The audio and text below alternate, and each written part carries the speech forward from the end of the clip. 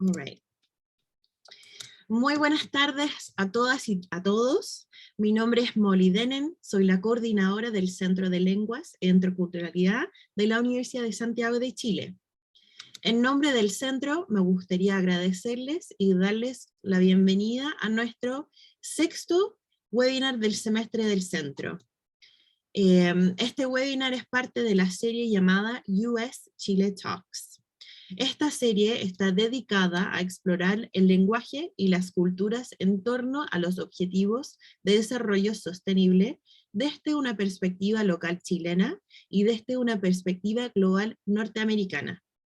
El propósito de esta serie es invitar a nuestra comunidad a una conversación abierta que enriqueza nuestra perspectiva sobre los ODS, a través de un enfoque en el lenguaje y la cultura. Al centrarse en el idioma y la cultura, nuestra comunidad podrá relacionarse con las importantes iniciativas relevantes para avanzar hacia una sociedad más justa y una comunidad USACH multilingüe y multicultural. El webinar de hoy se trata sobre el ODS número 8, el trabajo decente y el crecimiento económico. Para guiar nuestra conversación está profesora Denise Larroce, directora de doctorado en Ciencias de la Administración de la Facultad de Administración y Economía. Profesora Larroce estará acompañada por el profesor Charles Nusser, director del Laboratorio de Ciencias Económicas de la Universidad de Arizona en Estados Unidos.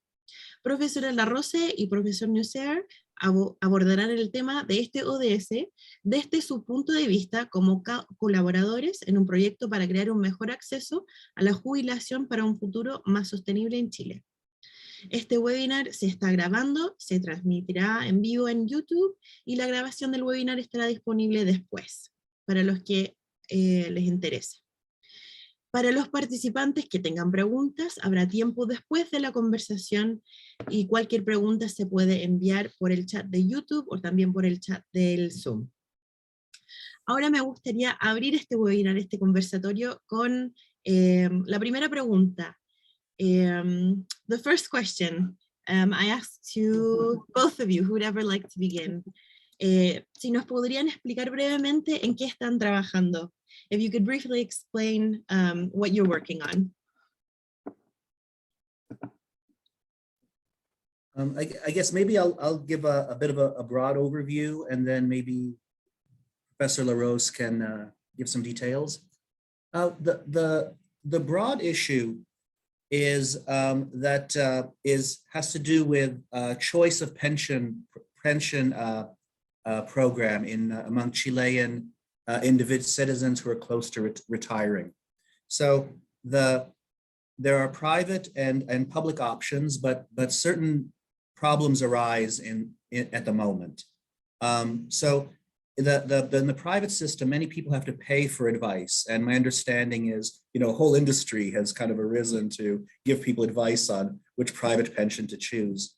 Furthermore, in the public system, there's a problem that people sometimes don't know to take up benefits that they're entitled to.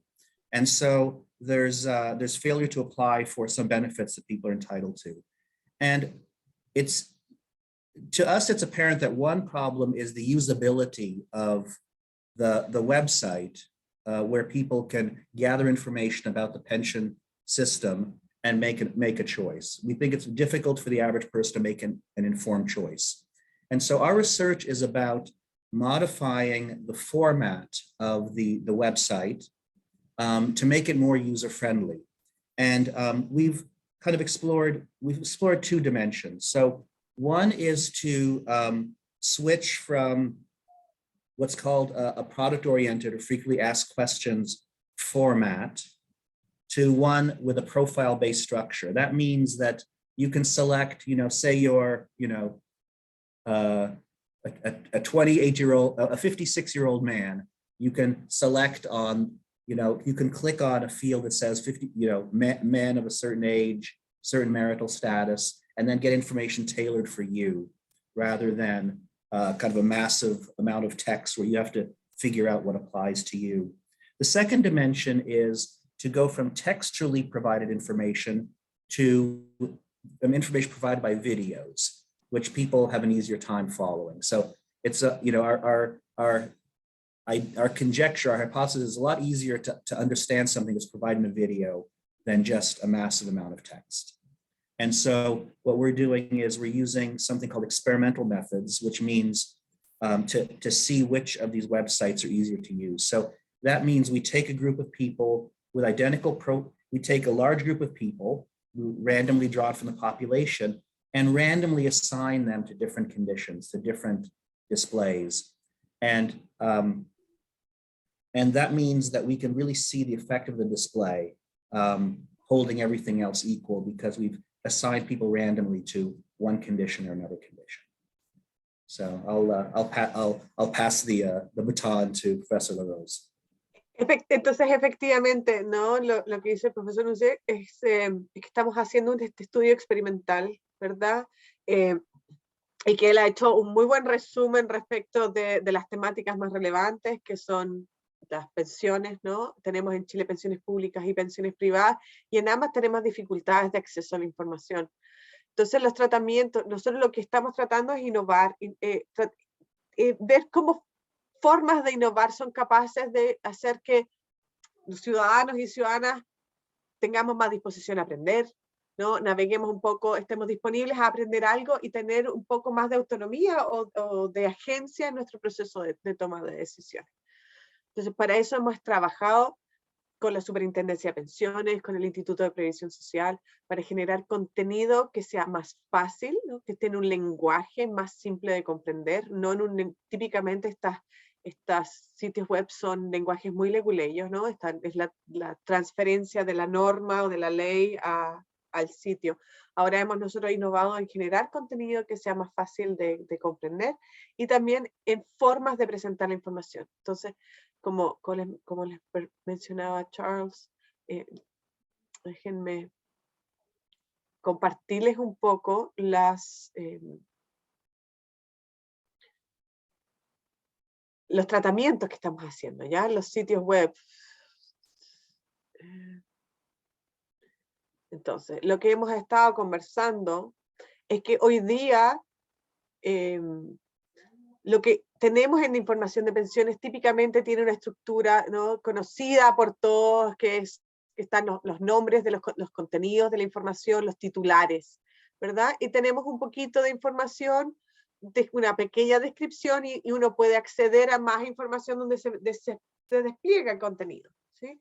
Pero esto es más amigable de lo que existe normalmente, esto al menos tiene algún tipo de imagen aquí arriba, ¿verdad? Típicamente son solamente la información es como desde aquí hacia abajo y uno tiene que ir descubriendo, ingresando por su propia cuenta, haciendo clics a los distintos links y haciendo desde su propia cuenta, tomando la decisión, juntando toda la información y después de acceder a toda esa información, de tomar una decisión respecto de qué es lo que más me conviene como individuo.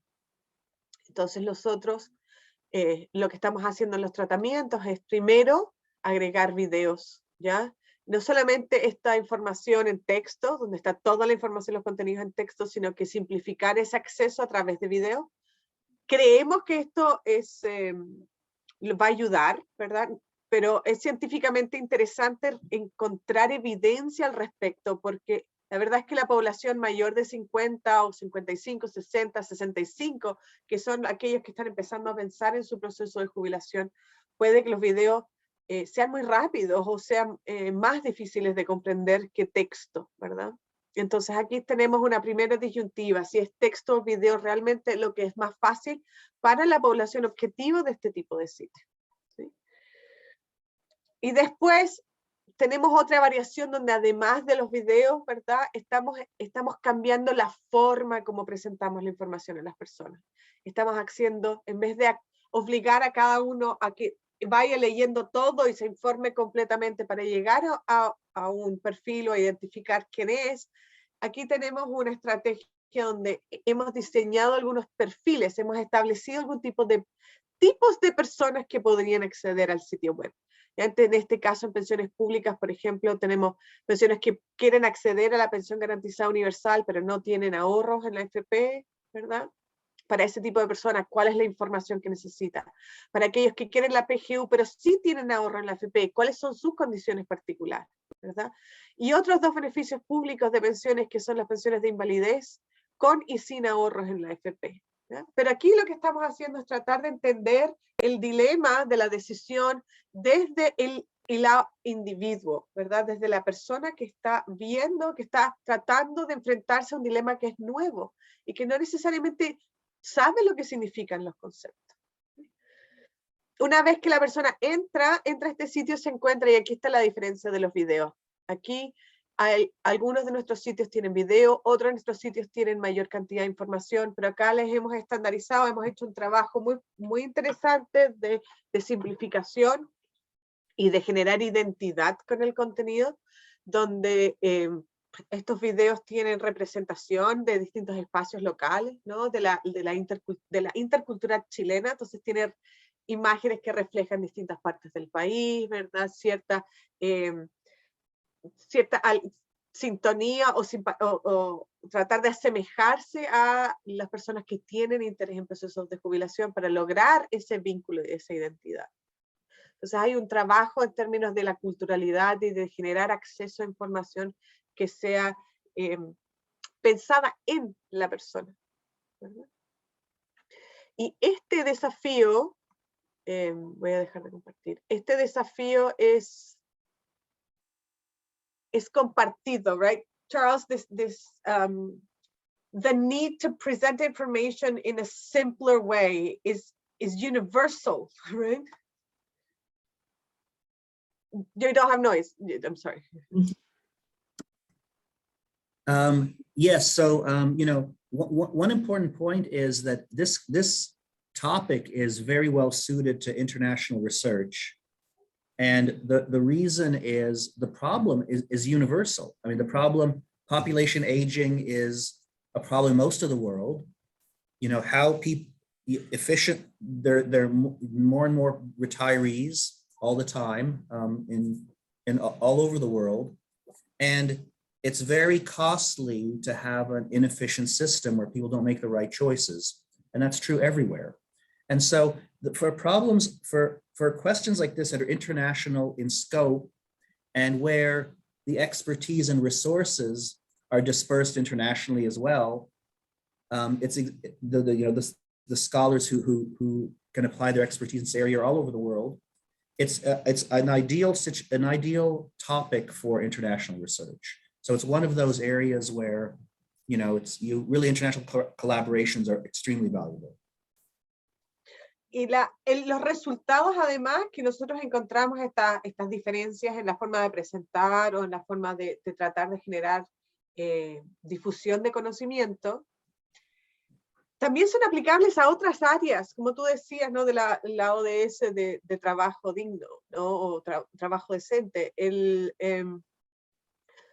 Lo que nosotros aprendamos de este proceso, de esta decisión que es difícil de pensiones, también es una información que es relevante para otras áreas del conocimiento. Uno podría pensar en selección de planes de salud, ¿verdad? O entregar información sobre, por ejemplo, la nueva constitución. O sea, como que la forma de entregar también es universal. O sea, puede tener impactos universales. Entonces, puede trasladarse no solamente de pensiones, sino que hacia otras temáticas que son relevantes.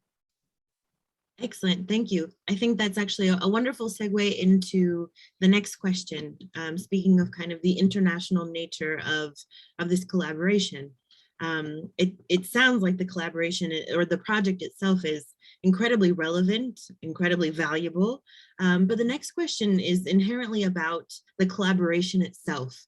I think as you can get from the name of our center, the Center of Languages and Interculturality, one of the things that we try to do is highlight some of the work that's being done by academics from our university from a perspective of interculturality, of internationalization, right? And I think this project that you're working on is the epitome of that. So the next question is about how having international and intercultural experience has, and also being bilingual, having skills and capacities with languages has helped in this collaboration and has helped both of you collaborate internationally in not only this project, but in others. So this question is also for both of you. It speaks to this collaboration, but also to kind of your own professional trajectory. Okay, let me, I guess I'll take that one first. So, I mean, I kind of have a bit of a one slide about this, about my career, and let me go ahead and share slides.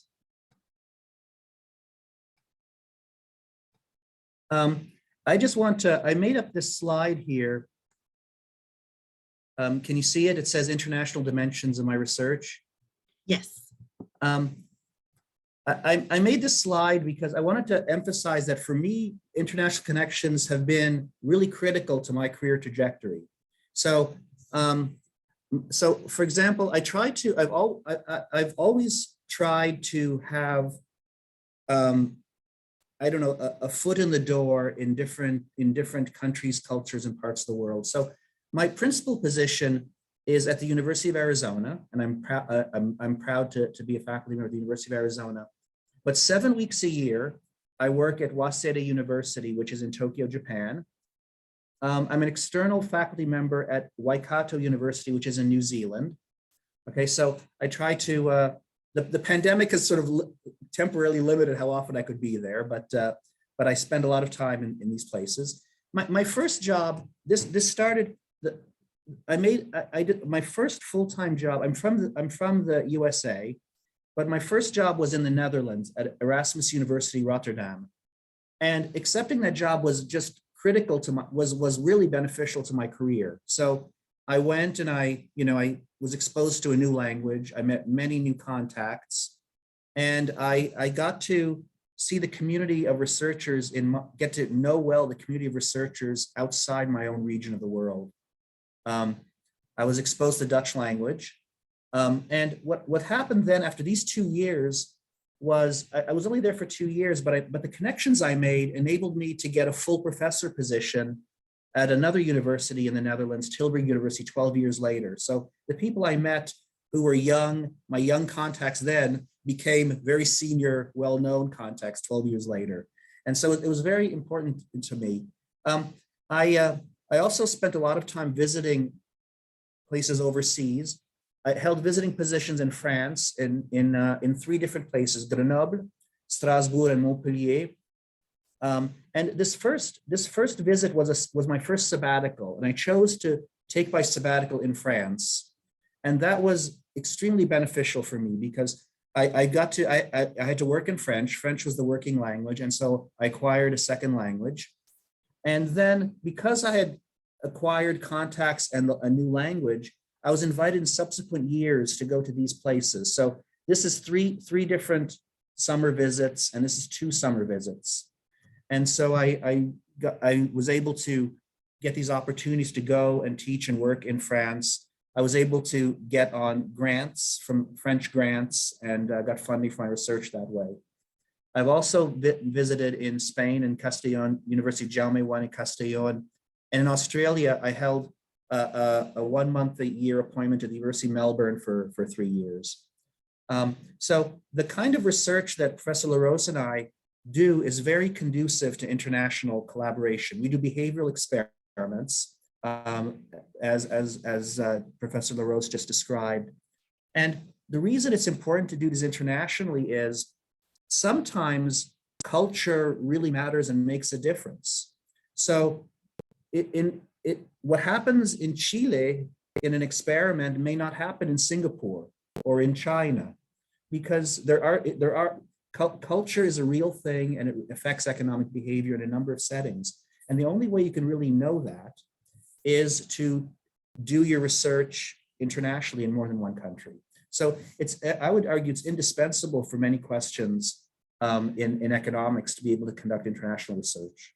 In fact, I said there were 2 kinds of questions where international research is particularly valuable. One is where the scope is universal, as in population aging, and the expertise is dispersed internationally. The other place where it's important is where you might expect different results in different countries because of cultural background, history, institutional differences, etc. So I've conducted experiments in each of the countries above, as well as a number of other countries, Germany, United Arab Emirates, China, Russia, and Singapore. And I have to say, the conclusion to me is that international activity has been critical to my career success. So it's opened up many opportunities for me I never would have had otherwise. I doubt I'd ever be working with Professor LaRose if I hadn't decided to put myself out there internationally. And finally, recently, I was actually just elected president of an association called the Economic Science Association, and that's the international society that does experimental research, the kind of research that we're talking about today. And I feel very fortunate, and that would have never happened. It's a global organization. That never would have happened if I hadn't made the decision to kind of expose myself internationally, and make contacts all over the world. So it just opens up many opportunities. So for any students listening, and who want to go into academics, I would urge them to, be as international in focus as you can. And not just, orient yourself towards, say, the English-speaking world or just the Spanish-speaking world, but try to orient yourself towards the world globally, and anywhere where there's interest in what you're doing, you should be prepared to go there, visit, invite people to where you are, and start collaborations. So it's been very important to me, the international dimension of my research. Fantastic. Thank you so much, Professor. It's an incredibly inspiring answer, and I hope that, as you said, those students who are listening take that advice very seriously. I pose the same question now to Professor LaRose. You're muted. Déjame compartirles unas láminas también. Para mí, déjame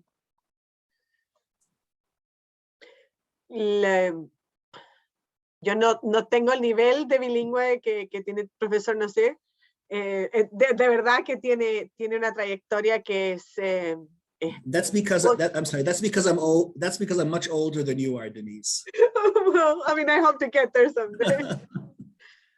Pero mi propia interacción y mi propia trayectoria también ha sido bastante intercultural. Yo soy hija de académicos que estudiaron en Estados Unidos, entonces yo viví ahí desde los 6 hasta los 10 años, y eso transformó mi forma de presentar, mi forma de hablar, mi forma de interactuar en otro idioma, ¿no? Ser capaz de hablar en inglés cambió totalmente las herramientas con las cuales yo disponía para poder interactuar y trabajar en la academia, ¿sí? Y esa misma experiencia de vida después me llevó a buscar alternativas en el exterior. Cuando empecé a estudiar, partí primero con hacer un magíster en el SI, y después terminé estudiando, sacando el doctorado en la Universidad de Essex, ¿no? Fue ahí justamente en un coloquio muy similar a este de experimentalistas, ¿verdad? El profesor Nuzier llegó, hizo una charla, y en esa oportunidad mi profesor guía me invitó a comer, ¿no? Nos fuimos todos a cenar y a conversar, y fue la primera interacción que tuvimos. En esa ocasión empezamos, me mostró, porque él estaba recién empezando un trabajo que les voy a mostrar un poquitito después, con expresiones de emociones, lecturas de emociones a través de inteligencia artificial. Y ahí nos conocimos, ahí hablamos, entablamos un primer vínculo con respecto a las temáticas que teníamos interés. Y después nos encontramos en varias ocasiones posteriores en distintas conferencias, en Colombia, en Guatemala, y recientemente en la Universidad de Arizona. Y eso nos ha permitido encontrarnos, ¿no? Encontrarnos en aquellas cosas que nos gustan y que compartimos, ¿no? Encontrarnos en la experimentación. Entonces aquí estamos en el laboratorio corriendo experimentos, ¿no? Corriendo el piloto en conjunto. Este es el Economic Science Laboratory, que fue fundado por el Gran Premio Nobel Bernard Smith, ¿verdad? Que son sus escritos los que están acá arriba. Aquí estamos mirando la historia misma, donde se hace, donde se hizo, el origen, la cuna de la economía del comportamiento, ¿verdad? Lo mismo la conferencia en la que se participa en la ciudad de Arizona, la estructura, el estar ahí, eso es lo que nos une, ¿verdad? Podemos tener múltiples culturas pero o múltiples historias, pero cuando tenemos un interés en común, encontramos esos vínculos en común, podemos superar cualquier de esos tipos de adversidad y encontrar espacios de comunicación, ¿verdad? Como les comentaba el profesor Nuzier, él tiene un mapa, ¿ya? Con las distintas partes del mundo y la colaboración que han hecho en distintas regiones con el laboratorio, y aquí estamos nosotros, pusimos el pin, el rojo ahí donde está Chile. Estos no son todos, ¿no? Pero estos son algunos de los más destacados. Y para nosotros es de verdad un orgullo, como decía el profesor Charles, acceder al tipo de tecnología de punta que se da en universidades como la de Arizona, en un laboratorio que tiene su historia, que tiene su trayectoria, que tiene sus propios recursos. Somos capaces de hacer un lector de emociones. Este es el punto donde encontramos una comunicación de origen y donde estamos trabajando hoy día.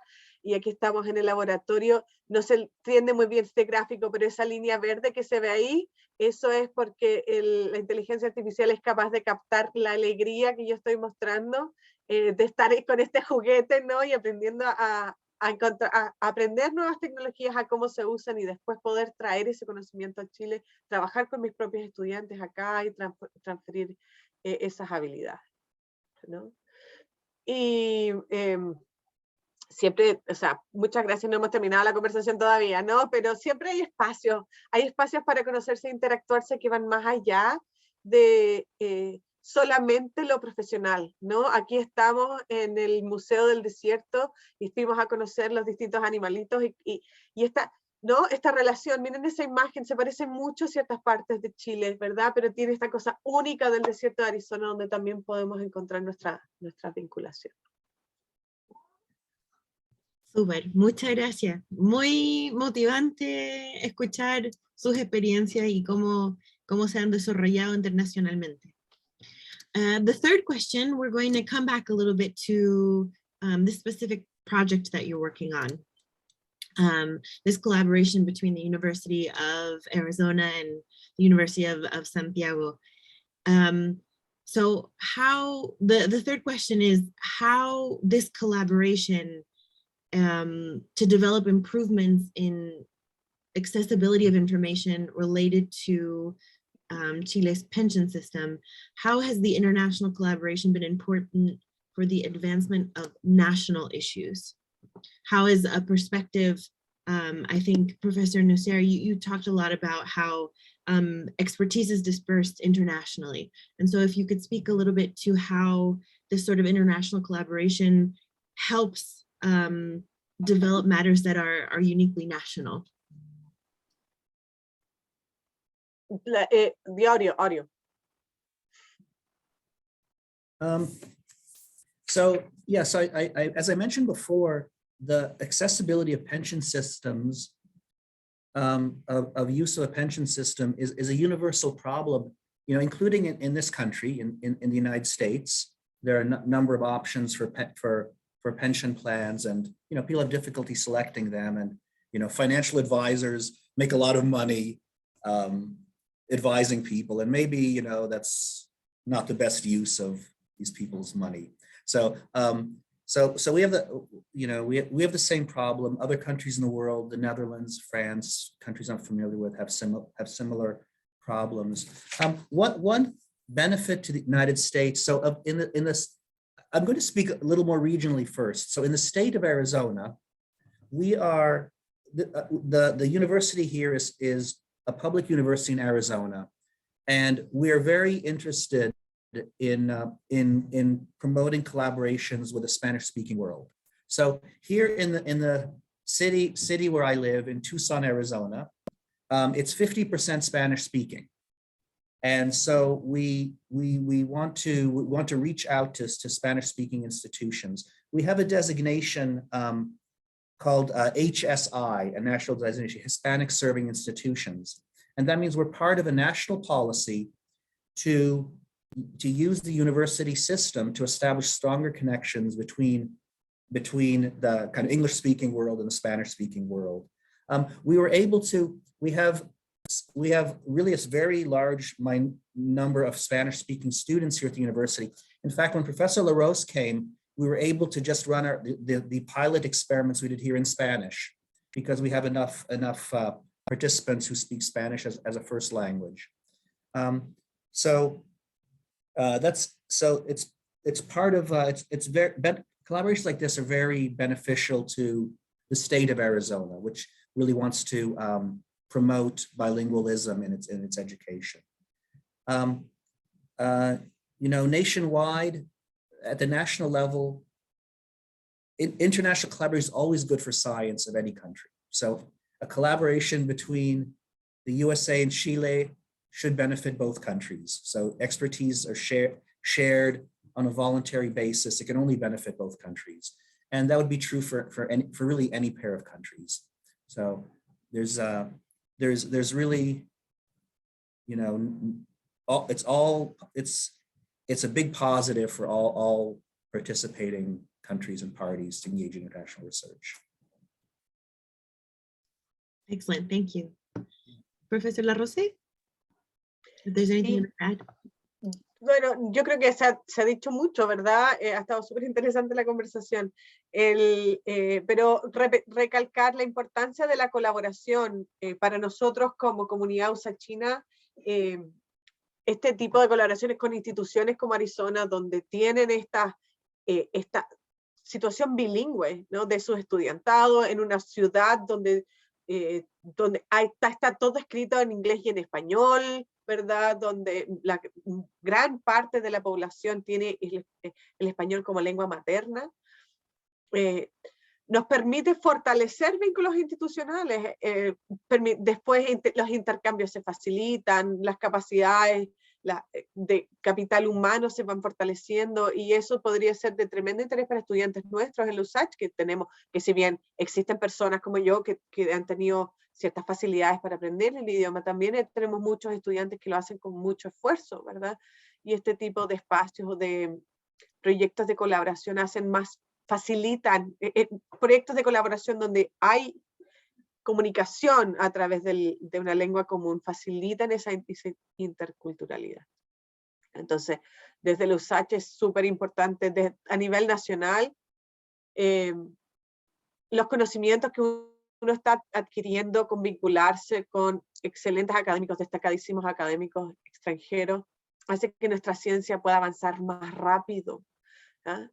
El acceso a tecnología de punta hace que podamos entender problemas desde una complejidad mayor, no solamente desde una forma o un comportamiento de interés, sino que desde muchos podemos interactuar, desde si la persona contesta o no contesta bien unas preguntas de comprensión, pero también podemos ver si es que en el transcurso del ejercicio si se rió, ¿verdad?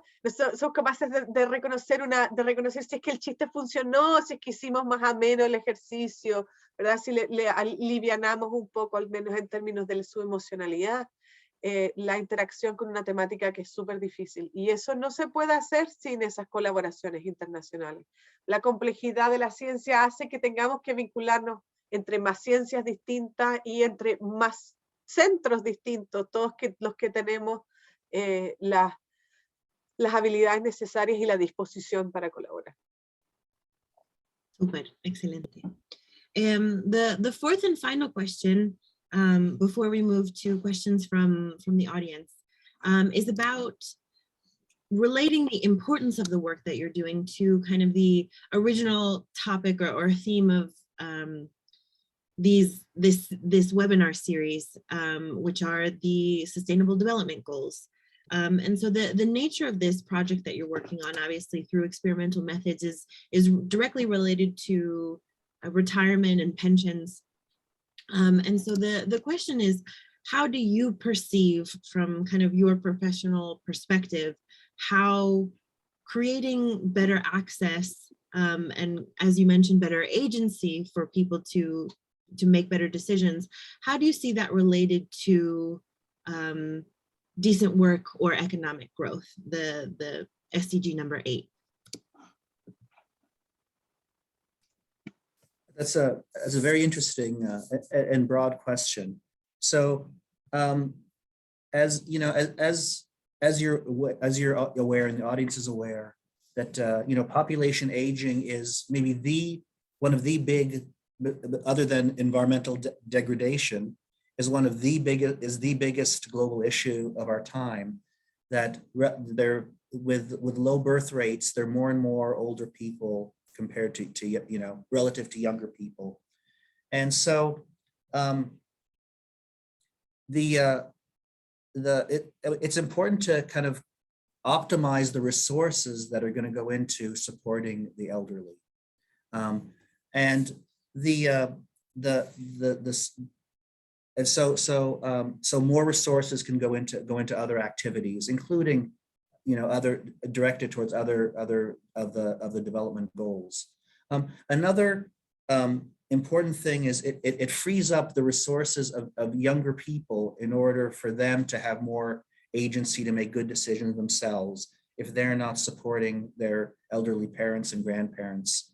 And so it fits in a broad sense with the Sustainable Development Goals, in that it helps to optimize the use of resources worldwide, and so reduces you know, it allows governments and individuals to focus on other goals rather than to use resources in supporting relative, you know, older individuals.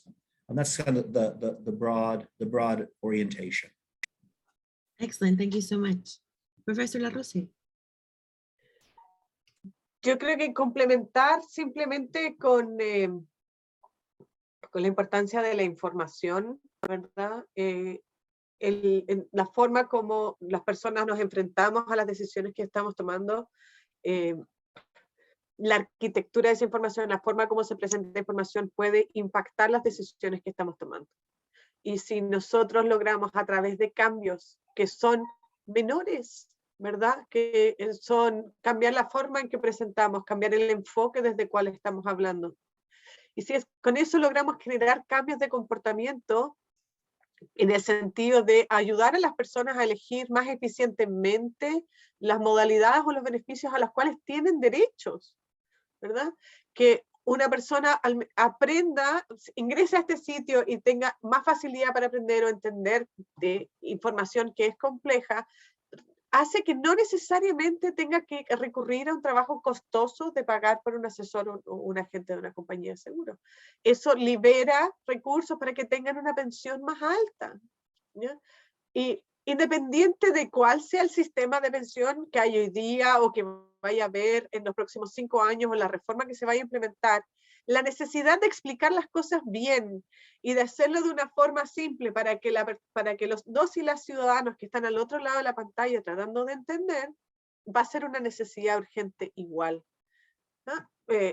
Sea cual sea ese sistema, nosotros recientemente teníamos todo pensado, todo el sitio web armado para las pensiones básicas solidarias, que era el sistema previo. La ley se reformó en enero de este año, nosotros tuvimos en un mes tener que cambiar los contenidos y adecuar los contenidos del sitio, y se puede porque los contenidos son reemplazables, pero la forma de entregar la información es lo que estamos acá nosotros evaluando, y si esta forma logra generar mejoras en bienestar, estamos directamente contribuyendo a que al final de la vida laboral sea más decente.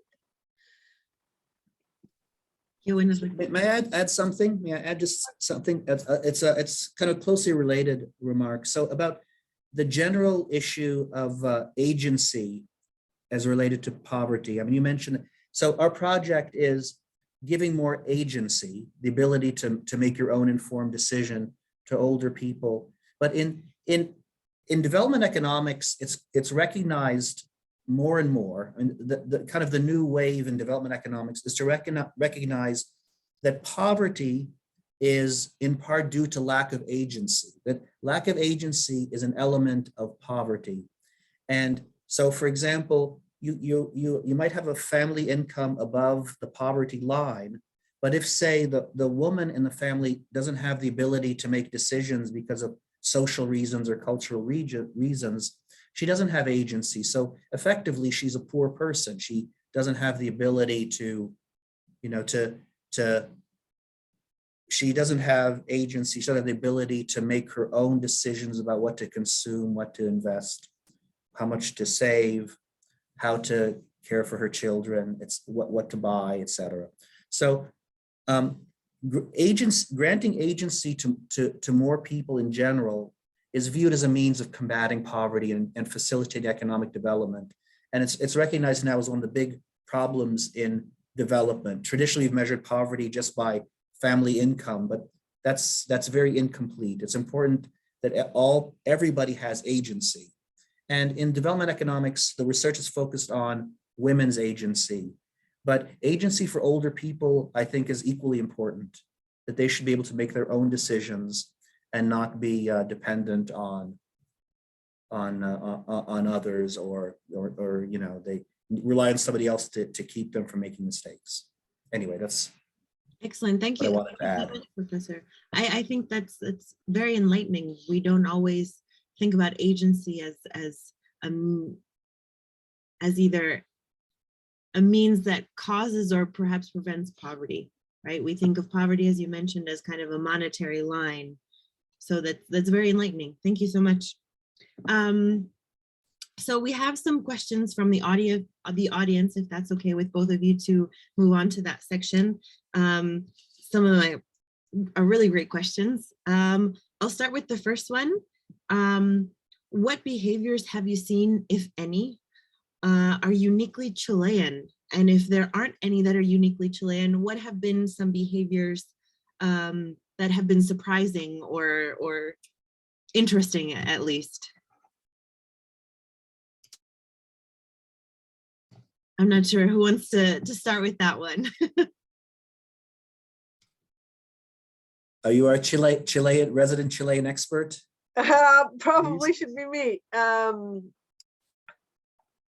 No sé si hay conductas propias o exclusivamente chilenas. Eso es una pregunta empírica que se me escapa en términos de la amplitud del conocimiento, ¿verdad?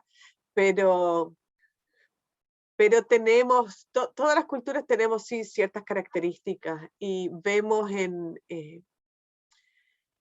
por ejemplo, yo he trabajado en preferencias de migración, ¿ya? ¿Por qué motivos hacen que una persona migre de un país hacia otro, le parezca atractivo? Y eso, las razones detrás de esas decisiones cambian enormemente desde un país a otro, ¿no?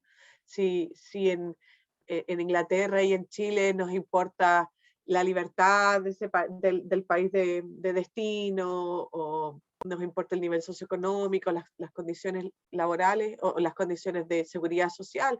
Para otros países como China o como estudiantes en India, la mayor importancia está en la calidad de la educación, ¿no? Porque migrar es a través de la educación, es a través de la formación. Entonces, es súper interesante cómo van cambiando esas preferencias o conductas desde otras culturas.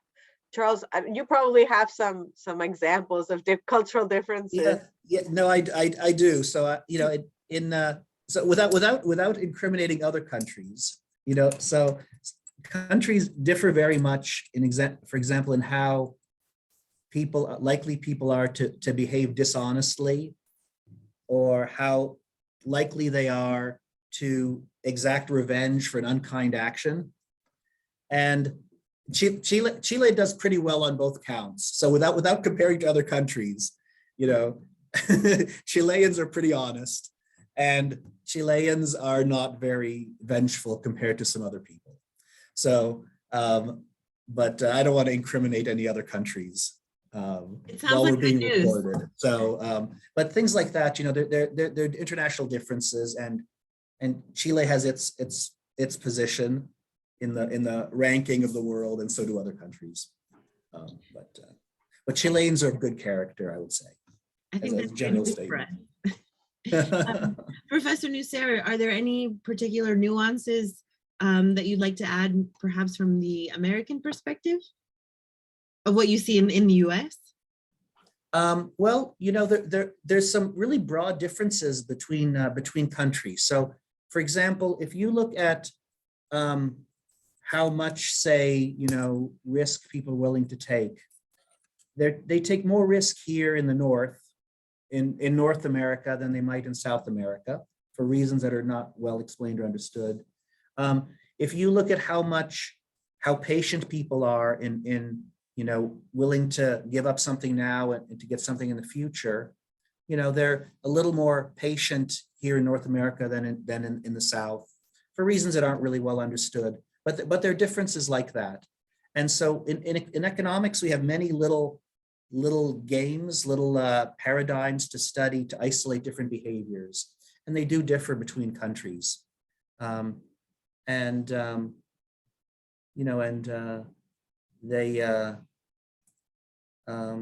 a number of such results. Gosh, I don't know how to. At the risk of drawing kind of broad general conclusions, the Chilean data, that it looks, it's somewhere between what we see in North America and what we see in some other countries in Latin America, as a broad general statement. But I guess the overall point is that you can really isolate cultural differences well with these experimental paradigms we have, and there's a whole big field doing this. And I would encourage students to go read about it, and because you learn a lot about the world by doing so. I think your characterization is very flattering. I think we like to think of ourselves that way. Somewhere close to the north, but not exactly there yet. Well, okay. It sounds like we could have an entire webinar just based on kind of these paradigms you mentioned. So we'll definitely encourage students to kind of look further into that. Okay. The next audience question comes back a little bit kind of to the international aspect. The question is, para quienes somos académicos, ¿cuál es la mejor manera de comenzar a formar lazos con académicos de otros países o universidades? So for those academics in the audience, what is the best way for them to start creating international connections with other countries or other academics? Go ahead. Okay, I'll start on this one. So what I would suggest is, first, you should go to international conferences, get out there and meet people. That's the first thing. The second is write to people who do research that's close to yours in foreign institutions and ask to come and visit. Okay, so just ask to come and visit for a couple of weeks at first, and come and talk to people and go to seminars. And then, if the place is hospitable to you in terms of, they're doing work that's close to your interests, come for a longer visit and form connections that way. Most places are very receptive to receiving visitors who just come and want to talk to people. So the important thing is to get out, go to them. Don't wait for them to come to you. So you should go to conferences, stay longer, stay another day or two afterwards, talk to whoever's around, spend a lot of time there. Invite yourself. Don't feel like you're being rude if you invite yourself to go somewhere. Write to an institution and say, I'm going to be in your area for the month of September. Can I come and spend a couple of days and maybe give a seminar if there's interest? And I've seen many collaborations start that way.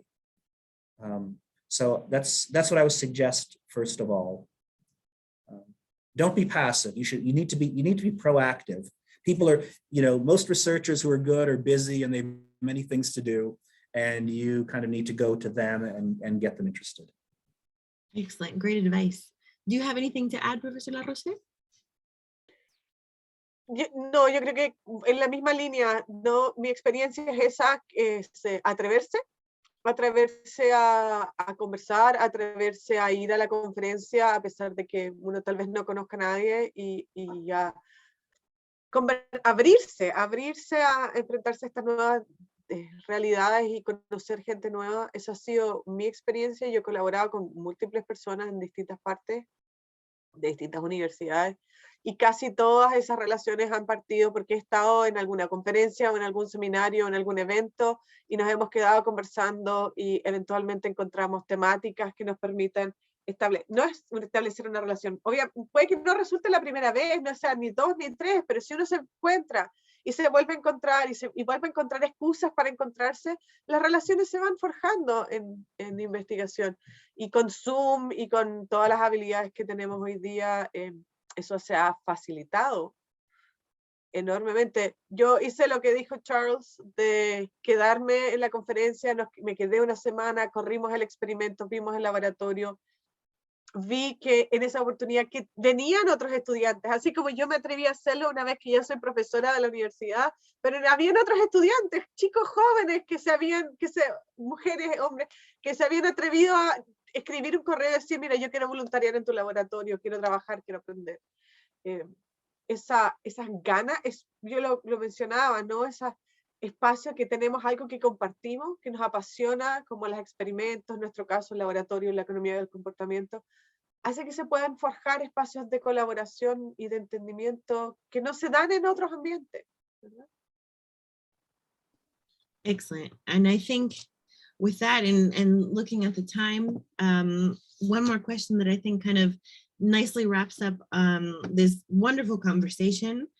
What is the future of this project and this collaboration?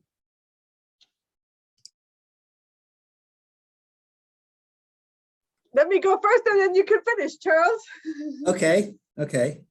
So, lo que se nos viene ahora es estamos levantando datos, estamos haciendo pruebas en la Superintendencia de Pensiones, probando con expertos que la información que estemos entregando sea verídica, veraz y efectiva, tanto con la Super de Pensiones como con el Instituto de Previsión Social, y estaremos empezando a levantar, o sea, a buscar participantes para este estudio, tanto dentro de la comunidad universitaria, o sea, estudiantes del USACH que vamos a invitar a participar, como personas mayores de 50 de Chile en general.